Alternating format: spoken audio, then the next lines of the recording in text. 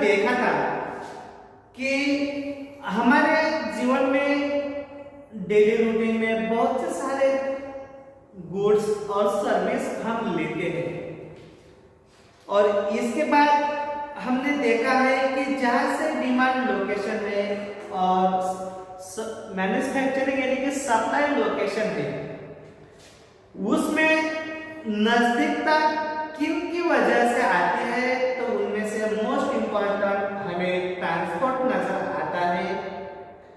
Transport की वजह से ज्यादा कंज्यूमर को जहां भी उनकी डिमांड रहती है वहां तक गुड्स पहुंचाने का यानी कि लेके जाने का और लाने का ये जो काम रहता है, ये ट्रांसपोर्ट की वजह से होती है। ये भी हमने देखा है, और इसमें ये भी हमने देखा है कि some people are engage in facilitating this movement, मतलब कुछ लोग इनमें संलग्न रहते हैं जिनको हम इकोनॉमिकली तौर पर ट्रेडर्स कहते हैं, यानी कि व्यापारी कहते हैं। साथ में ये भी हमने कल पढ़ा था कि हमारे देश में efficient means of transport are prerequisites of fast development, यानी कि हमारे देश में जो भी ट्रांसपोर्ट अवेलेबल है वो बहुत ही सक्षम है। सक्षम के अलावा वो गति से भी चलती है, और इसीलिए शायद हमारे देश की जो डेवलपमेंट है ये ज्यादा अच्छे से हो रही है। और इसी के तौर पर अगर हम यहाँ पे कल हमने देखा था कि transport can also be classification into land, water and air transport. इसी पर आधारित ये 3 प्रकार हमने देखे थे,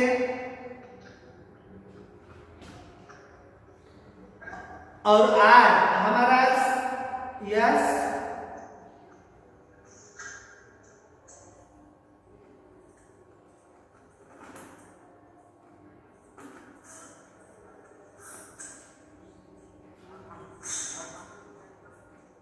प्लीज गौरव गवली म्यूट करिए आपका माइक। Thank you. देखो इस तरह से कल हमने क्या देखा था, कल हमने किस तरह से इस टॉपिक को शुरुआत की थी, ये हमने देखा है। हमारा इस पेज का जो 3rd पैराग्राफ है ये हमारा शुरू है, देखो। और इससे पहले कि हम शुरू करें, इसमें हमने देखा था कि हमारे देश में transport, communication and trade are complementary to each other. ये सब एक दूसरे पर निर्भर किस तरह से रहते हैं, एक दूसरे का डेवलपमेंट होने के लिए ये किस तरह से ये पूरक रहते हैं, ये भी हमने देखा है। नेक्स्ट पैराग्राफ देखो, today India is well linked with the rest of the world despite its vast size, diversity and linguistic and socio-cultural plurality।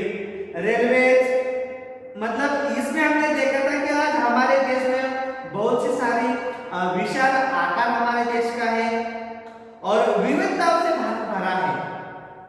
इसके साथ साथ हमारे देश में जो डाइवर्सिटी नजर आती है, फिर भी हमारे देश में इसके बावजूद लैंग्वेजेस और सामाजिक तथा सांस्कृतिक जो कल्चर, जो वैरायटीज हमें देखने को मिलते हैं, फिर भी इसके बावजूद भी हमारा देश जो पूरा एक दूसरे से जुड़ा हुआ है, लिंकेड रहा है। रहने के लिए यहाँ पर railways, Airways, waterways, newspapers, radio, television, cinema and internet etcetera, मतलब इनकी वजह से भारत में रेल, वायु, इनकी वजह से ज्यादा जुड़े रहते हैं। have been contributing to its socio-economic progress in many ways। मतलब सामाजिक तथा आर्थिक विकास में अनेक प्रकार का इसका योगदान है, जिसे हम सोशल मीडिया कहते हैं। इनकी वजह से भी हमारा डेवलपमेंट हुआ है, और किस तरह से ये हमारे डेवलपमेंट के लिए या हमारी एकता को बरकरार रखने के लिए किस तरह से ये रोल निभाती है, ये भी हमें अच्छी तरह से मालूम है। और इनके वजह से हमारे जो कल्चर में बायोडाइवर्सिटी देखने को मिलती है, ये भी हमें मालूम है। The trades from local to international level have added to validity of its economy। मतलब हमारे स्थानीय ट्रेड से लेकर अंतरराष्ट्रीय हमारे जो ट्रेड होते हैं, इंटरनेशनल, लोकल टू इंटरनेशनल, ऐसा भी कह सकते हैं। और इस तरह से हमारा जो स्थानीय से लेकर अंतरराष्ट्रीय स्तरीय लेवल पर जो भी व्यापार होता है, उस व्यापार में अर्थव्यवस्थाओं की जीवन शैली हमें बहुत ही डेवलपमेंट की ओर लेके जा रहे हैं। ये क्या है? enrich our life and added substantially to growing amenities and facilities for the comfort of life। मतलब इनकी वजह से हमारे जीवन की समृद्ध बनाया है या समृद्धि की ओर हम चल रहे हैं। and added substantially of growing amenities and facilities। मतलब हमें बहुत सी आरामदायक जीवन शैली की ओर बढ़ रहे हैं, यानी कि बहुत सारी फैसिलिटीज भी हमें मिल रही है, यानी कि सुविधाएं मिल रही है, और बहुत से सारे साधनों में बढ़ोतरी हुई है। इसके जरिए हमारा जीवन अच्छी तरह से बिताने का हम प्रयास कर रहे हैं। अगर ये हमारे जो फैसिलिटीज है, अगर ये नहीं मिलती, हम स्टेबल नहीं रहते, तो शायद हमारे डेवलपमेंट की जो प्रोसेस चल रही है, उसका स्पीड शायद बहुत ही कम हमें नजर आ रहा होगा। इन दिस चैप्टर, और इस अध्याय में will you see how modern means of transport and communication serve as lifeline of our nation and its modern economy। मतलब आप पढ़ेंगे, इस अध्याय में हम पढ़ने वाले हैं कि किस प्रकार की आर्थिक संसार तथा it is thus मतलब event that dense and efficient network of transport and communication is a prerequisite of local, national and global trade of today। मतलब इस तरह से इस अध्याय में हम यही पढ़ने वाले हैं कि हमारे यहाँ से ये स्पष्ट किया है कि हमारे जो संसाधन है या हमारा सफिशिएंट यानी कि सक्षम हमारा ट्रांसपोर्ट है, इसके साथ ये जो ट्रांसपोर्ट का नेटवर्क है, इनकी वजह से मतलब ये किसी नेटवर्क का है कि सक्षम नेटवर्क ऑफ ट्रांसपोर्ट का है, यानी कि परिवहन का सक्षम ये नेटवर्क रहा है। और इसी की वजह से कम्युनिकेशन मतलब संसार के सदन में आज हम स्थानीय तथा अंतरराष्ट्रीय, लोकल, नेशनल एंड इंटरनेशनल के स्तर पर हम बहुत ही अच्छा ट्रेड या व्यापार कर रहे हैं। अगर ये ट्रांसपोर्टेशन हमारी सक्षम नहीं होती, तो इस तरह से हम ट्रेड की वजह से हम आर्थिक विकास हमारा नहीं कर पाते। इसीलिए हमारा आर्थिक विकास होने के लिए ये बहुत ही इम्पोर्टेंट रोल उसमें निभाता है। और इसी तरह से आज हम देखने वाले हैं ट्रांसपोर्ट यानी कि परिवहन। इससे पहले कि ट्रांसपोर्ट के किस तरह से क्लासिफिकेशन किया जाता है, ये भी हमने देखा है। और इसमें से आज हम रोडवे यानी कि स्थल परिवहन, इसके बारे में जानकारी लेने वाले हैं। देखो, इससे पहले कि हमें मालूम है हमारे देश का जो विस्तार है वो बहुत ही ज्यादा ही वास्ट है, क्योंकि हमें मालूम है कि पूरी दुनिया में अगर विस्तार के रूप में अगर हम देखते हैं तो नियर अबाउट 7th नंबर हमारे कंट्रीज का आता है। इससे हमें पता नियर अबाउट दुनिया में 250 प्लस कंट्रीज है, इनमें से हमारा 7th नंबर आता है। तो हमें मालूम है कि हमारे देश के जो विस्तार है वो कितना हुआ है। फिर भी हमारे देश का हर एक कोना पूरब से पश्चिम या उत्तर से दक्षिण तक अगर हम देखते हैं तो कोना से कोना गलियां से गलियों तक बहुत ही ज्यादा हम एक दूसरे से रोडवेज के जरिए जुड़े हुए हैं।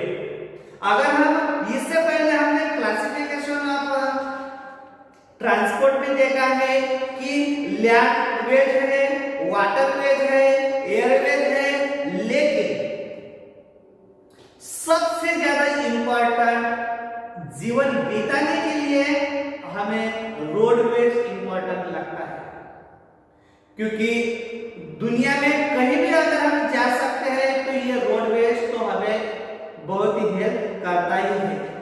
इससे अलावा हम जहां रहते हैं वहां से सबसे नजदीक और सबसे अच्छा जो नेटवर्क जो ट्रांसपोर्ट का हम कहते हैं तो उनमें से रोडवेज का ही नंबर आता है या रोडवेज का ही नाम लिया जाता है।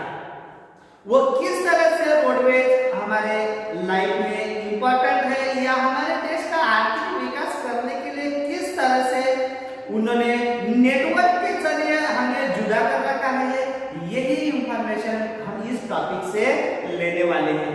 देखो, India has one of the largest road network in the world, मतलब दुनिया में भारत सर्वाधिक सड़क का जो जाल है या नेटवर्क है उनमें से भारत ये है। मतलब दुनिया में बहुत से सारे देश है जहां पर रोडवेज का नेटवर्क बहुत ही अच्छा है, उनमें से भारत भी एक है।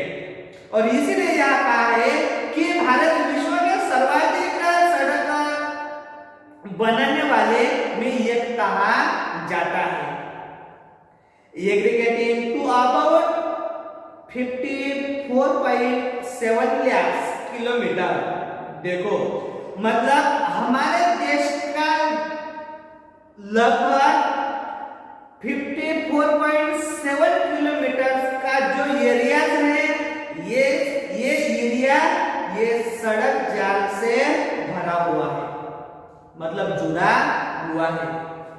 इससे हम सोच सकते हैं कि कितना ये किलोमीटर का डिस्टेंस है और ये सब एरिया इन रोडवेज से जुड़ा हुआ है। In India roadways how president railways, मतलब भारत में सड़क परिवहन रेल से पहले प्रारंभ हुआ है। हमें मालूम है कि ऐसा तो माना जाता है कि जब से दुनिया शुरू हुई है तब से हमें रोडवेज शुरू हुए हैं, क्योंकि जैसे कि आज हम देख रहे हैं कि सीमेंट के रोड निकले हुए हैं या बनाए हुए हैं, ऐसे नहीं थे। लेकिन जो हम जिस वेज से चलते हैं उसे भी हम वेज कहते हैं और वो हम बहुत ही प्राचीन काल से तैयार किए हुए हैं, यानी कि उस वेज से हम आए हुए हैं यहाँ तक कि जहां में सीमेंट रोड दिख रहे हैं। लेकिन अगर रेलवेज की अगर हम बात करते हैं तो नियर अबाउट 1853 से अगर हमने इंडस्ट्रियलाइजेशन पढ़ा है, इंग्लैंड में इंडस्ट्रियलाइजेशन की शुरुआत हुई है और इंग्लैंड में ही रेलवे शुरू हुई है। इसके बाद रेलवे का नेटवर्क यूरोप में हुआ है और बाद में हमारे इंडिया में अभी आया है। और इंडिया और रेलवे की अगर हम बात करते हैं तो नियर अबाउट 1853 में भारत में रेलवे की शुरुआत हुई थी। मुंबई टू ठाणे महाराष्ट्र में ये जो डिस्टेंस है, इस डिस्टेंस में यही प्लेस में हमारी पहले रेलवे भारत में शुरू हुई थी। नियर अबाउट वो 19वीं सदी के मध्य का कालावधि है और यहां से हमारे देश में रेलवे शुरू हुई है। लेकिन इससे पहले भी हम आज देखते हैं कि रेलवे हमारे भारत में पूरे स्टेट से लेकर अंतरराष्ट्रीय मतलब रेलवे का नेटवर्क इतना बड़ा हुआ है और इनकी वजह से हमारी डेवलपमेंट होती है या हमारे सामाजिक जो स्थैर्य कहते हैं ये भी आया हुआ है। लेकिन रेलवे निर्माण होने से पहले भी तो रोडवेज थे और इसलिए हमारे आर्थिक विकास करने के लिए, डेवलपमेंट होने के लिए इनका रोल बहुत ही अहम माना जाता है। यहाँ पर बताया है कि roadways have proceeded roadways have preceded railway, यानी कि सड़क मार्ग या सड़क परिवहन रेलवे से पहले शुरू हुआ था। They still edge over railways in view of the which they can be built and maintained। मतलब भारत में जो सड़क परिवहन, रेल परिवहन से पहले हुई है ये तो हमने देखा है, लेकिन अगर निर्माण की यानी कि रिकंस्ट्रक्शन की अगर हम बात करते हैं या निर्माण की अगर हम बात करते हैं तो तथा अन्य कुछ व्यवस्थाओं में भी हम ज्यादा से ज्यादा सड़क का ही इस्तेमाल करते हैं और इस तरह से हमें अधिक सुविधा दिलाने का प्रयास रेलवे नहीं बल्कि रोडवेज भी करता है। और इसलिए यह कहा है कि they still have a over railway in view of the easy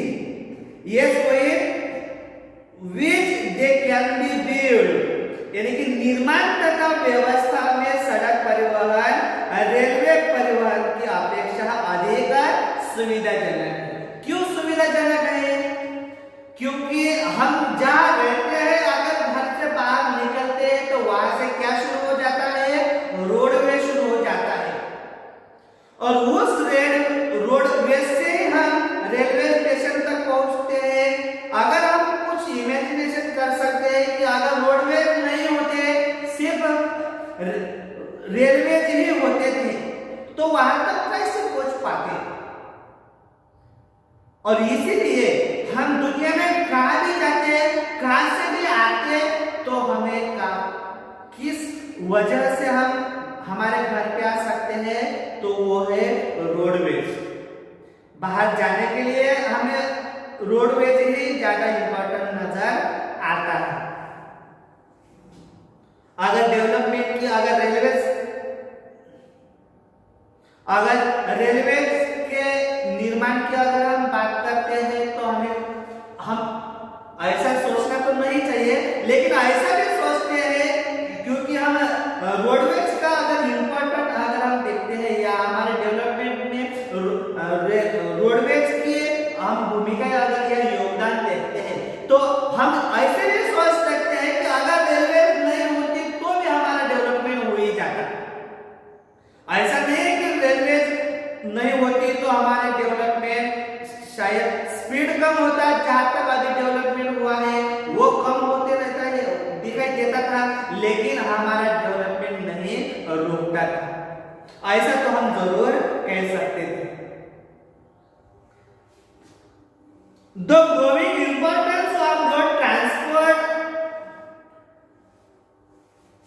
with rail transport is routes in the following regions। मतलब जो रेल परिवहन की अपेक्षा सड़क परिवहन की बढ़ती महत्ता हमें निम्न दिए हुए रीजन से हमें नजर आते हैं। क्यों रेलवे के ज्यादा रोडवेज ज्यादा इंपॉर्टेंट हमें नजर आ रही है? तो उनमें से पहला है construction cost of road is much lower than that railway lines, मतलब हमें मालूम है कि अगर रेलवे तैयार करना है या निर्माण करना है तो हमें मालूम है कि जो लैंड है वो प्लेन होनी चाहिए।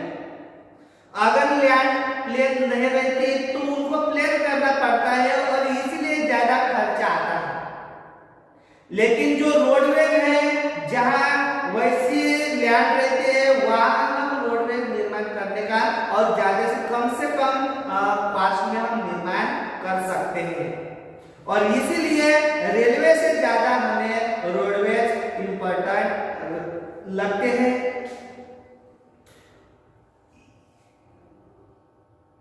इसमें दूसरा बताया है roads can traverse comparatively more distant and undulating to geography, यानी कि अपेक्षाकृत अच्छी तरह से अगर जमीन या मृदा हमें देखने को नहीं मिलती जिसे हम उबड़ खाबड़ या विभिन्न भू के प्रकार कह सकते हैं। यहाँ पर रोडवेज अच्छी तरह से हम निर्माण कम कॉस्ट में कर सकते हैं, लेकिन रेलवे वहां पे हम निर्माण नहीं कर सकते हैं या बनाए नहीं सकते हैं। इसीलिए यहाँ पर बताया है कि कम कॉस्टली रोडवेज बनाना है लेकिन इजी भी रोडवे रेलवे से ज्यादा है। थर्ड है रोड्स कैन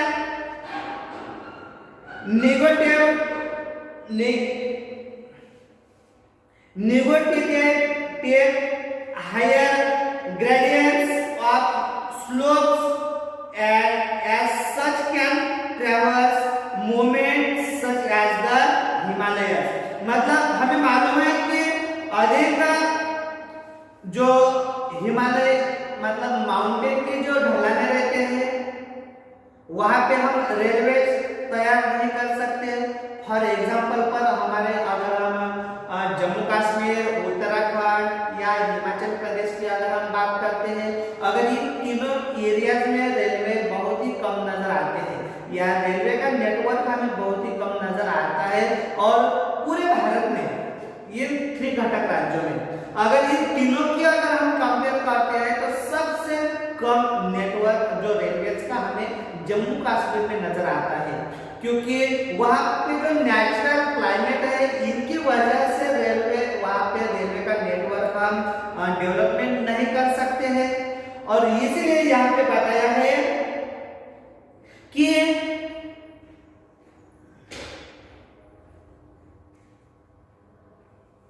पहाड़ियों यानी कि हिमालय या माउंटेन जो पहाड़ी क्षेत्र है ये भी सड़कें निर्मित यहाँ भी सड़कें निर्माण किया जाता है, लेकिन रेलवे यहाँ पर नहीं निर्माण कर सकते क्योंकि इतने बड़े माउंटेन रहते हैं या पहाड़ियां रहते हैं।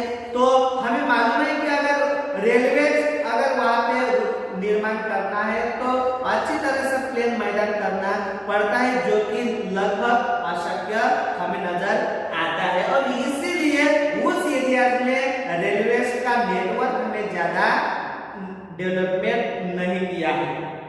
इसके बाद है road transport is economical in transportation of few person.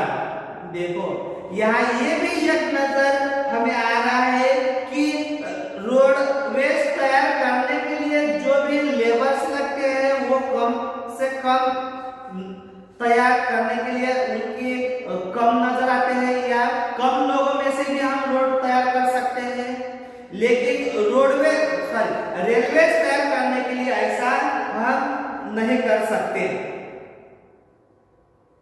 और इसीलिए यहाँ पर बताया है कि रोड ट्रांसपोर्ट इज इकोनॉमिकल ये ट्रांसपोर्टेशन ऑफ फ्यू पर्सन, मतलब अपेक्षाकृत हम कम व्यक्ति के जरिए भी रोड बना सकते हैं, यानी relatively smaller amount of goods over short distances, यानी कि कम व्यक्ति के जरिए भी हम रोड तैयार कर सकते हैं। इसी के साथ स्मॉलर अमाउंट तैयार कर सकते हैं, या जितने भी गुड और शॉर्ट डिस्टेंस यानी कि ज्यादा से ज्यादा वो डिस्टेंस रहा तो वो कम करने के लिए यानी कि दूरियां जो है वो नजदीक लाने के लिए या बहुत से सारे डिस्टेंस मिलाने के लिए भी हम वो तैयार करते हैं या इससे होते हैं। इसके बाद it also provided door to door service, ये पहले भी हमने देखा है, डोर टू डोर सर्विस देती है। मतलब हम घर से जब बाहर निकलते हैं तो रोड से टैक्सी में बैठकर जा सकते हैं, लेकिन अगर हम एरोप्लेन का अगर जर्नी के लिए इस्तेमाल करते हैं तो पहले हमें यहाँ से रोडवेज का ही इस्तेमाल करना पड़ता है, यहाँ से हमें एयरपोर्ट तक जाना पड़ता है, फिर एयरपोर्ट से हम आगे जा सकते हैं। लेकिन अगर रेलवे स्टेशन, रेलवे का ही यही एग्जांपल हम ले सकते हैं, रेलवे से हम यहाँ से अमृतसर या अदर प्लेस पर जा सकते हैं, लेकिन रेलवे स्टेशन पर जाने के लिए तो हमें रोडवेज काम आता है। बाद में रेलवे स्टेशन पर जाने के बाद हमें रेलवे से आगे जाना पड़ता है, लेकिन इसीलिए यहाँ कहा है कि हमें जो रोडवेज है ये डोर टू डोर सर्विस देता है।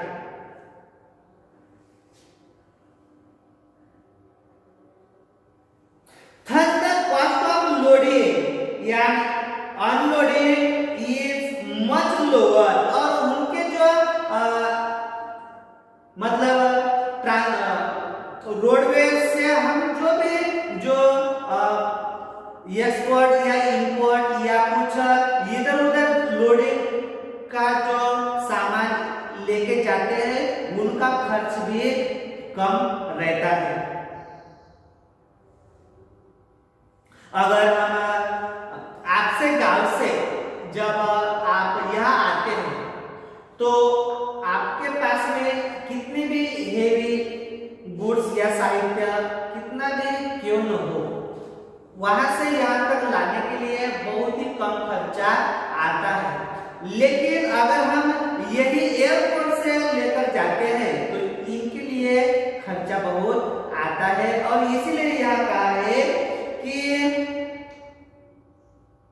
हमारे सामान को चढ़ाने और उतारने की जो खर्चा है वो बहुत कम आता है।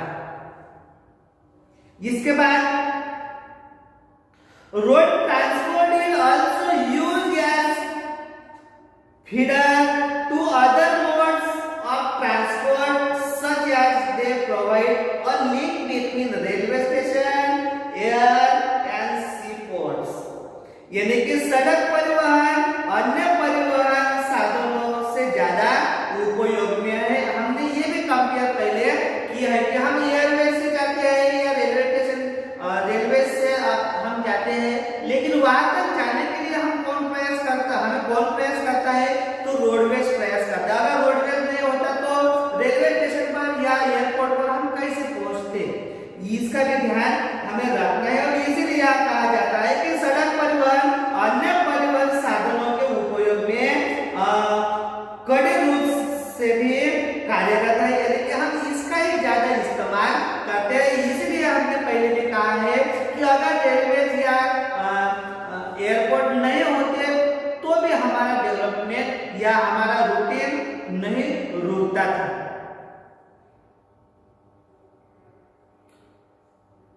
दे प्रोवाइडेड अ लिंक बिटवीन, मतलब ये तो बड़े रूप के में भी वो कार्य करता है, जो लिंक के जरिए वो काम करता है, जैसे सड़क, रेलवे स्टेशन, वायु तथा समुद्र पत्थरों के से वो जोड़ने का काम करता है। इससे पहले कि आपने देखा है कि अगर वाटरवेज के जरिए हमें दो तटों पर रहने वाले जो दो देश है उनको मिलाने का काम करता है, लेकिन उनको भी जाने के लिए, उनको जुड़ने के लिए भी हमें रोडवेज नजर या इम्पोर्टेंट लगता है। और इस वजह से हमें ट्रांसपोर्टेशन में रोडवेज की किस तरह से इम्पोर्टेंट है, किस तरह से हम इसका इस्तेमाल करते हैं, इसकी इंफॉर्मेशन हमें मिलती है। In India roads are classified in the following 6 classes according to their capacity। मतलब हमारे भारत में सड़कों की जो सक्षमता है उस सक्षमता के आधार पर निम्न में से मतलब 6 वर्गों में उसका क्लासिफिकेशन किया जाता है। Look at the map of the national highways. यहाँ पर फिगर नंबर तो नहीं है, लेकिन 81 पेज पर हमें हमारे इंडिया का नेशनल हाईवे बताया है और यहाँ पर जो सूची बताई है वहां पे हमें golden quadrilateral north south corridor, ये south corridor, national highway with numbers, ये सब सूची बताई है। ये सब इस मैप में हमें दिखाई है और ये देखकर हमें यहाँ लगता है, देखो look at the map of the national highway and find out about the significant role played by this roads. मतलब ये सड़कों के महत्वपूर्ण भूमिका क्या है ये हमें बताना मतलब ये हमें बताना है। देखो इस तरह से रोडवेज क्या है, रोडवेज का क्लासिफिकेशन का किस तरह से बना किया जाता है, इसकी इंफॉर्मेशन यहाँ हमने देखी है। और इसके से पहला हम देखेंगे गोल्डन क्वाड्रिलेटरल सुपर हाईवे, मतलब जिसे हम सुवर्ण चतुष्कोण, मराठी में शायद उसको सुवर्ण चतुष्कोण मार्ग कहते हैं। सुवर्ण चतुष्कोण मार्ग यानी क्या, जिसे हम स्वर्णिम चतुर्भुज महाराज मार्ग कहते हैं। सुपर हाईवे यानी कि महाराज मार्ग।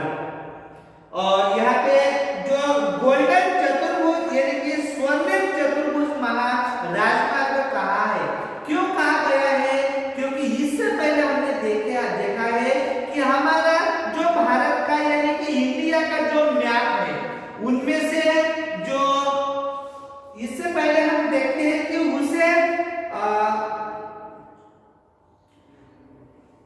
क्वाड्रिलेटरल क्यों कहा गया है, यानी कि चतुर्भुज वेज उसको क्यों कहा गया है और मैप में भी वो गोल्डन कलर से ही बताया है।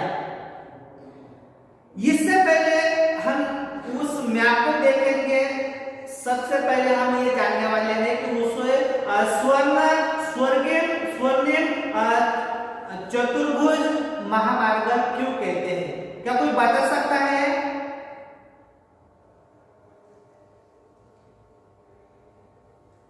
चतुष्कोण यानी कि हमें मालूम है 4 डायरेक्शन रहते हैं या 4 एंगल रहते हैं, ये हमें मालूम है। और इसी एंगल से अगर हम देखते हैं तो भारत के साइड में देखो यहाँ पर ये जो 4 डायरेक्शन है हमारे भारत के इंडिया के मैप में ये देखते हैं, अगर देखते हैं तो यहाँ पे जो नॉर्थ साउथ में नॉर्थ साइड में दिल्ली है जो हमारे देश की कैपिटल है। यहाँ पर अगर हम देखते हैं तो यहाँ के हमारे देश का ईस्टर्न साइड में जो वेस्ट बंगाल है उसकी कैपिटल है कोलकाता है। यहाँ पर दिल्ली है, यहाँ पर कोलकाता है। और अगर साउथ साइड में अगर हम जाते हैं तो यहाँ पर चेन्नई या मद्रास है।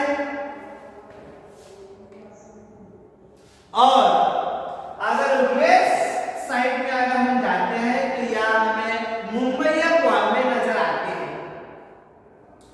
क्यों कहा है ऐसा? क्योंकि ये जो 4 सिटीज है ये भारत के बहुत ही इंपॉर्टेंट सिटी तो है, लेकिन भारत के ये 4 सिटी 4 साइड में है, 4 साइड में है। और इन्हीं 4 भागों को या 4 ही रीजन को या क्षेत्र को जोड़ने का काम किसने किया है? रोडवेज ने किया है। और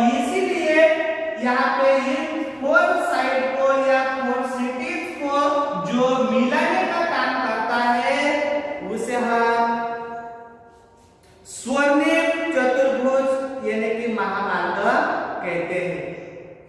हमारे मैप में वो बताया है, जहां पर हमारे मैप में गुजरात में अहमदाबाद भी बताया है। यहाँ पर बॉम्बे भी ले सकते हैं या गुजरात में अहमदाबाद भी ले सकते हैं। इस तरह से हमारे देश की जो 4 साइड में जो 4 सिटीज हैं, इनको जुड़ने का काम इस रोडवेज ने किया है। इसीलिए इनको गोल्डन क्वाड्रिलेटरल सुपर हाईवेज कहते हैं। इसकी इंफॉर्मेशन